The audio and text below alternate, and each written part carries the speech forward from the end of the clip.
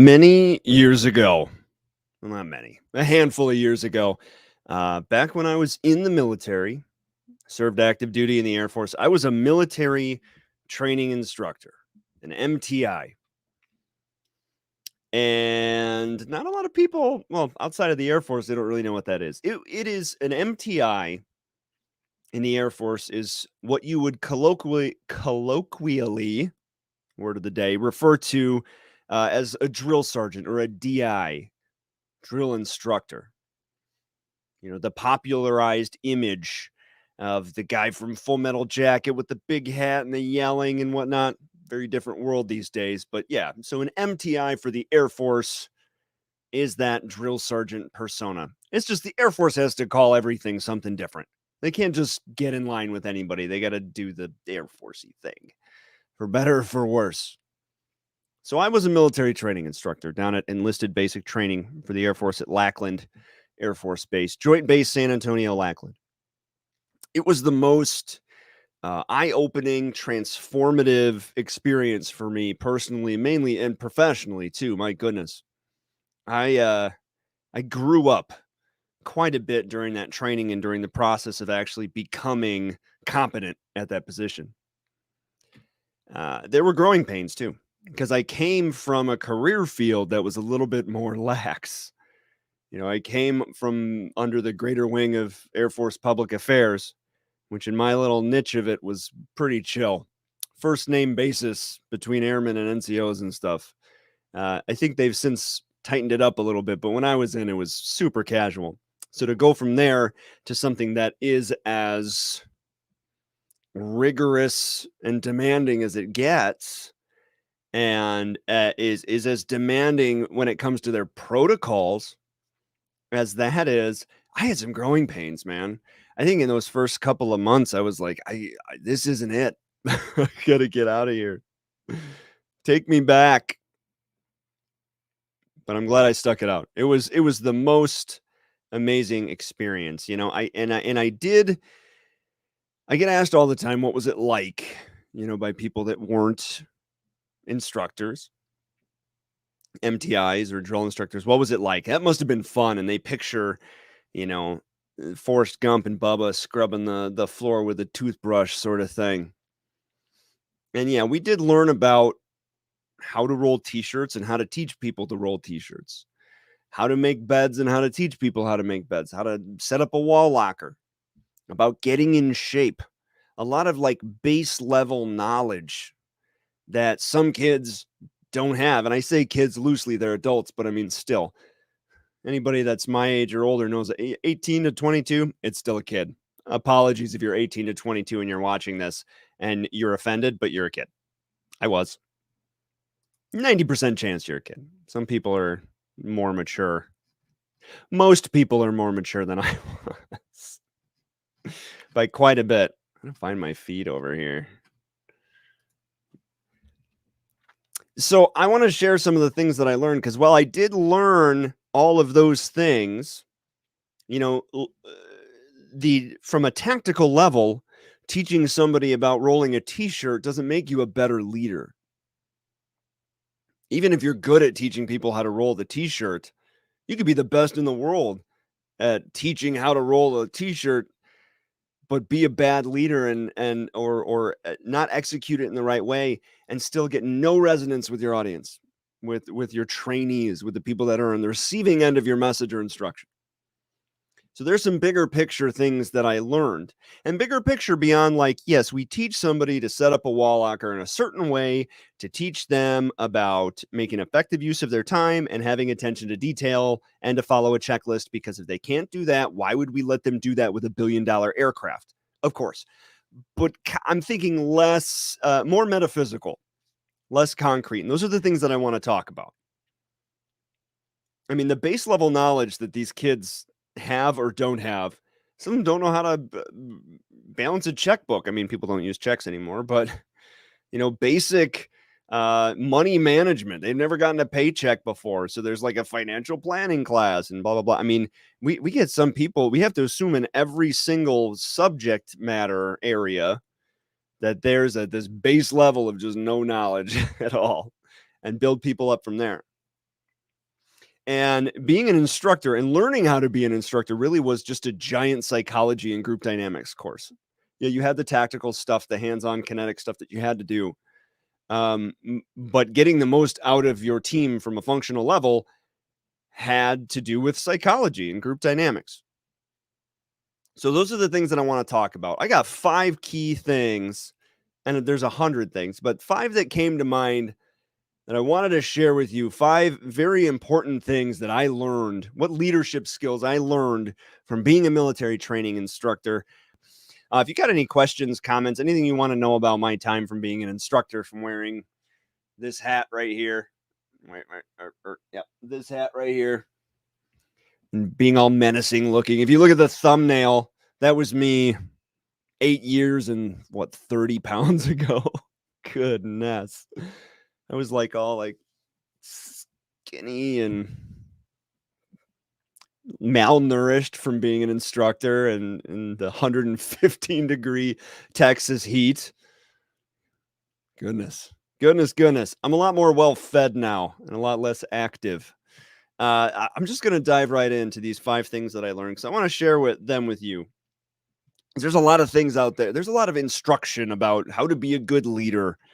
And it's all this kind of anecdotal, high-level trash. I mean, you could Google how to be a good leader and come up with 100 sources that are just straight garbage.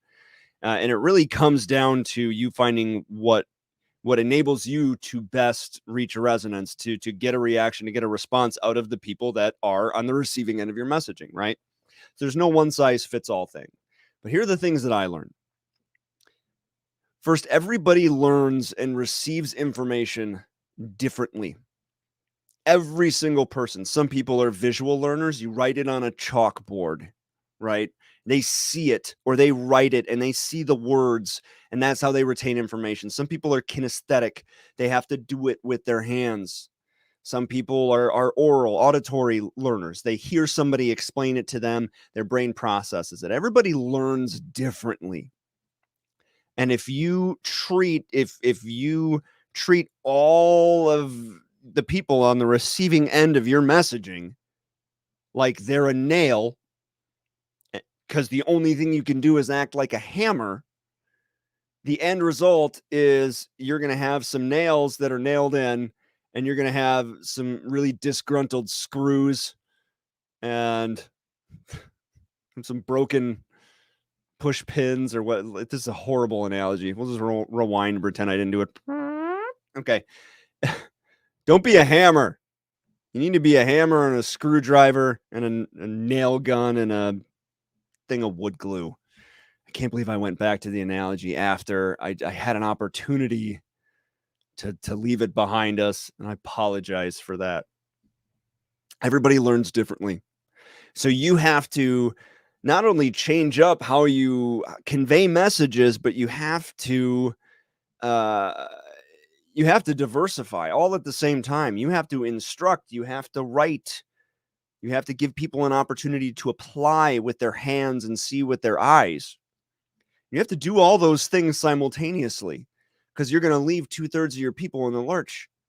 Otherwise, I'm not sure what the actual distribution is, but you're going to leave.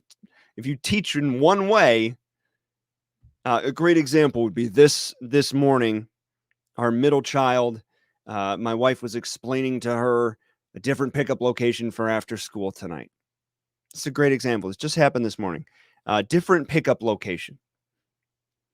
And my wife was explaining to her, this is how instead of going to the library, you got to go straight to the street ahead of it. You got to hang a right and walk up and she's explaining it. She's a words person. She retains information that way. She receives and processes information that way.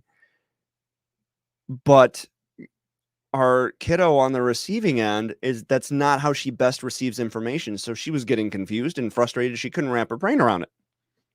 Not because there was anything wrong with her, but because that's just not how she received information. So when I was driving her to school, I drove her to that street. I said, here it is, walk up this way. And I walked her through the whole thing. And then I dropped her off and she was good to go because she is more of a visual and a kinesthetic learner than she is an auditory learner. I just had to show her, and she was fine. All right. Think about all of the people on the receiving end of your messaging as a leader, receiving and processing information differently. It kind of puts you in a daunting position. And there is no multi-tool that hits them all at once. You have to convey in different fashions, all at the same time. You can do it. Next, this is an important one that has helped me in life quite a bit. There's a huge difference between authoritative and authoritarian leadership. And I think that there is a common misconception that if you're not authoritarian, then you're weak. You're a pushover. You're soft. You're woke, whatever you want to throw at somebody.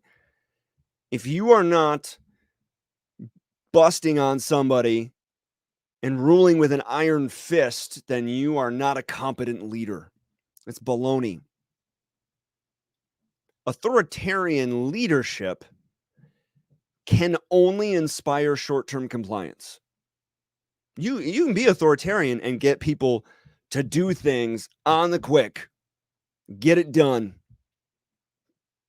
But you want to build a toxic climate, authoritarianism is the way to do it. You want to hurt your retention prospects as a leader, with your employees? Ugh, be authoritarian. You want your peers and your family members to not respect you? Be an authoritarian. Authoritarians can only inspire short-term compliance in employees, in peers, in children. You want to be authoritarian with your kids for a prolonged period of time, for years and years and years? See how that works out for you. You can't build respect and love. Now, that doesn't mean that you have to be soft and a pushover. That's where authoritative comes in. You can be receptive to information. You can be approachable, yet still get the point across and get the job done by being authoritative. And the key to that is my next point, is that empathy can take many different shapes, but it is one of your most important keys as a leader.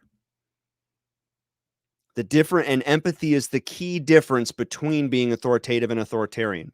Because an authoritative person could raise their voice. An authoritative person could have high expectations.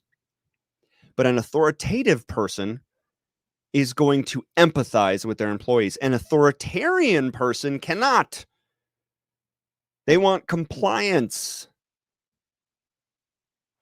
An authoritative person is direct, is respectable. That inspires truth and love and respect and approachability. And empathy is the key ingredient that will allow you to become an authoritative leader versus an authoritarian. If you're authoritarian right now, you can undo that. You just got to start caring about other people, like genuinely caring about other people. Not just like caring about what they can provide for you as a business owner or as a person. And that empathy will enable you to understand what motivates others, what makes them tick, which makes you a more effective leader. If you can empathize with folks and understand where they're coming from, then you can better engage them and motivate them and lead them. If something happens that is not up to your standard, if something doesn't go right or as planned, an authoritarian will be like, I thought I told you to blah, blah, blah, and immediately put the person on the defensive.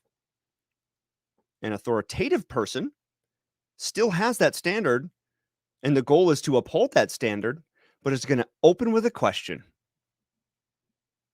Help me to understand your thought process here. What happened? I was under the impression that we had an understanding about how we were going to do this. Can you clue me into what's going on? We see a lot in social media these days, people sharing stories about how bosses overstepped and they told them to fly a kite. And I love seeing it. It's so cool. It's so cool to see it. You know, the one person that was like, hey, I saw you were sitting down on the job today for 3 hours. Absolutely unacceptable. We're going to talk about that tomorrow. And the reply was like, I broke my foot. But you know what? I quit. That's an authoritarian, like, I see something wrong, there's a non-compliance for my expectation, and I'm gonna come out guns a-blazing 'cause I'm the leader, I'm the boss.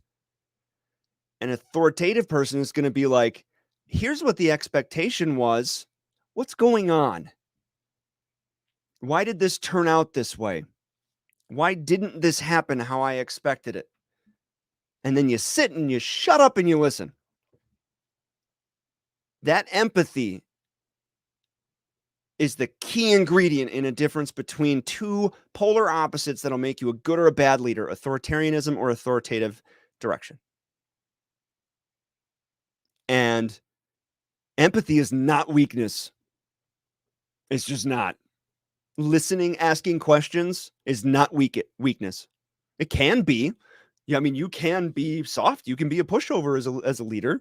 I'm not saying you should be, but it's possible to be authoritative and empathize with your employees or your subordinates or your kids or whatever, all at the same time. It's an important thing to consider. Next point. This is 4 of 5. 3 to 5 minutes is a ton of time. It's a ton of time that you can get a lot of stuff done. That's one of the biggest things that I learned from not training to be an MTI, but being boots on the ground, like actually like doing the job. How many of you have a appointment coming up in 20 minutes? We've all been there and you're weighing out the options like, okay, I got 20 minutes. I really could start diving into this thing, but man, all I have is 20 minutes. I'm not going to be able to get anything done or get a head of steam or whatever, might as well just, scroll Facebook on the John until the appointment comes up, right? How many of us do that? 5 minutes, not enough time to get something done. I'll just veg until it's time, until I'm obligated to do something again. How many of you do that with 10 minutes of time? With 15 minutes of time? How many of you are like, man, this thing's 45 minutes away. I'm not going to have time to take this thing out and get started and put it, forget it. I'll just lounge. I used to do that. 15 minutes for me was like a no-go. Like, I can't start or continue any process for 15 minutes. Forget about it. If I got an appointment in 15 minutes, I'll sit around. It's unfathomable that I could get anything done in 15 minutes. But then I was an instructor and I realized like 15 minutes is decades of time, especially when you're on a tight deadline. You're trying to be efficient and get things done. I'm not saying to not rest or not relax or not veg out. This is absolutely something you got to do. But copping out of an opportunity to check some boxes is only going to add to your stress in the long term. And 5 minutes is a lot of time. 5 minutes? I mean, when I was waiting for this StreamYard thing to count down, when I opened it, it said 7 minutes. I replied to like 4 people on LinkedIn and I sent a couple emails and I checked TradingView. I did all sorts of things. Reevaluate what your time looks like in your brain. If you're one of those like 10 minutes is no time, man. It's a ton of time. And then if you do that throughout the day a couple times, if you shave 20 minutes off here and there to just veg out because you don't think you have time, you've lost an hour of your life that you could have been doing something. And again, sometimes that vegging out is super important, but I think that time adds up. I think that if you actually write down those periods of time. Oh, Jared, hey, I just saw your comment. Jared Smith, heck yeah, avoid each and every military veteran's DIS. You have the best LinkedIn name. Jared Smith, heck yeah. I love that. Said, heck yeah, I love this content. Oh, because you're hashtagging. That's wise. I love it. I love the boldness. Good stuff, Jared. Let's catch up soon. We got to talk. I think we had to finish an argument about formal education or something. I seem to remember that. We got to duke it out still. Anyways, 3 to 5 minutes, ton of time. You get so much done during 3 to 5 minutes. All right. And the last point that I'm going to make, I should probably do this again because there's a ton of other great life lessons that I learned from my time as a military training instructor. But the last one, I'm going to share today is that there is ridiculous strength in diversity. And if you don't believe me, look at the US military. We had people in the same flight in close quarters from Idaho, rural Idaho, from the inner city of Chicago. We had people from foreign countries trying to naturalize. People from every coast, north, south, east, west, Midwest, everywhere, different, back like the most disparate word of the day. It's diverse and different group of people you could possibly consider. And you had to put them into a tight, close quarter, figure out what made them tick, how they learned best, and then teach them and motivate them to seamlessly work as one in like 2 months. It's a big undertaking. It's incredible what our drill instructors and our military training instructors in the US military do, considering the diverse group that they're working with. And I would argue that the military derives a lot of their strength, not physical strength, that too, but a lot of their strength in leadership, a lot of their power, their institutional power from diversity of background, diversity of experience, diversity of thought. People in the military are ridiculously talented, and they'll surprise you with their talents too. They surprise you. I think a common misconception among people who don't really know military folks or don't have military family members is that military members are monolithic, they're robotic, they follow instructions, they don't have thoughts of their own, and, it's just not true. It's simply not true. And diversity across the board, diversification is one of the greatest ways to strengthen a process or an institution or an organization. It's the best way to mitigate risk. Look at your bank account. Look at your investments. Diversification. If you're investing, there's nothing riskier than you can do than put all of your eggs in one basket. I have $10,000. I'm going to put it all in Apple. Put it all in Tesla. It might be safer for you to diversify your portfolio as a risk management endeavor. Across the board, diversification. There's strength in diversity. And anybody that tells you like, yeah, diversity is cool, but I don't like diversity just for diversity's sake. I've yet to have one person give me an example of that. Just what does diversity for diversity's sake mean? There's always something that we can learn from other people. Diversity is cool, and it strengthens us, and it educates us, and it enlightens us. I'm a big fan. Jared says, oh yeah, that's my bread and butter here. Lots to share about these matters. Allocation and diversification along with position set. Yeah, absolutely, Jared. You betcha. I appreciate you tuning in, man. All right, our 5 things in retrograde. There's strength and diversity. 3 to 5 minutes is a ton of time. You can get stuff done during that time. You don't have to, but don't write it off every time. Empathy can take different shapes, but it's important. You can't be a good leader without empathy, period. You can be an authoritarian leader without empathy, and authoritarians suck. Authoritarians aren't leaders. They inspire short-term compliance. It's number 4 of 5. There's a difference between authoritative and authoritarianism. Authoritative leadership is leadership. Authoritarianism sucks. Never be a good leader.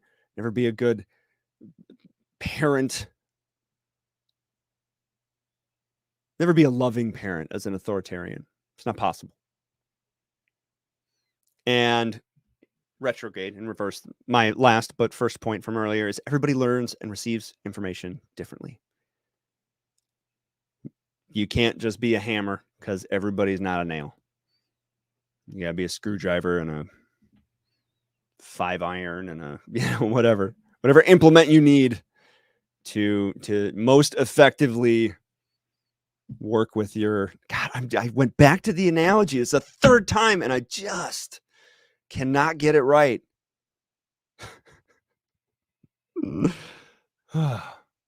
Man, I hope y'all know what I mean. Because me trying to go back to that analogy for a third time to save it and then bombing it, Bush League, buddy. Lame. I appreciate y'all tuning in. Y'all are very cool. I'm going to do another one of these next week. Follow me across all social platforms. All of your wildest dreams will come true. And in all my links with all of those social platforms is about to pop up right here. See you next time. And I'm full of go play back again. And everybody say yeah. And I'm full of go play back again. See them couple of the big tune. And I'm full of go play back again.